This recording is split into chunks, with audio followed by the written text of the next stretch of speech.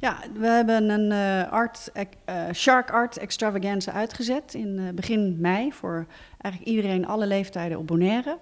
Ze hebben het ook bij scholen gebracht en gevraagd of de kunst, de art classes, de art teachers dat ook er ook aan mee willen doen. En de deadline was 1 juni.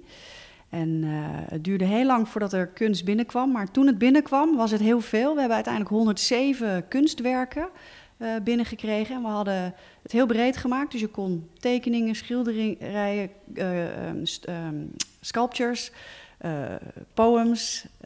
Er is een rap ingediend en zo. Dus we hebben echt een heel breed scala van dingen ontvangen. En heel mooi. Dus we zijn heel erg blij.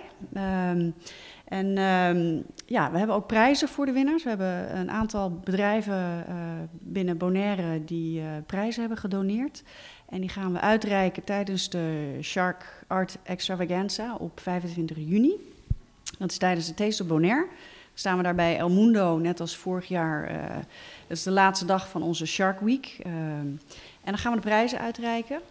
Gistermiddag hebben we de 3 onafhankelijke juryleden hier gehad. Die zijn vrij lang hier geweest, omdat we zulke mooie en ook vooral zoveel kunst hebben gekregen, kunstwerken hebben gekregen. Dus die zijn hier gisteren geweest en die hebben de winnaars gekozen. We hebben daar verder niks mee te maken gehad. De 3 juryleden zijn allemaal kunstenaars zelf. Adi Figueroa was een van de mensen. Carine de Wit, die is kunstlerares op de school. En Germaine Nijdan, die is denk ik overal wel bekend. En die hebben hier, die waren ook erg onder de indruk. En we hebben hele goede winnaars gekozen. Ze hebben hele goede winnaars gekozen. En die gaan we dus op 25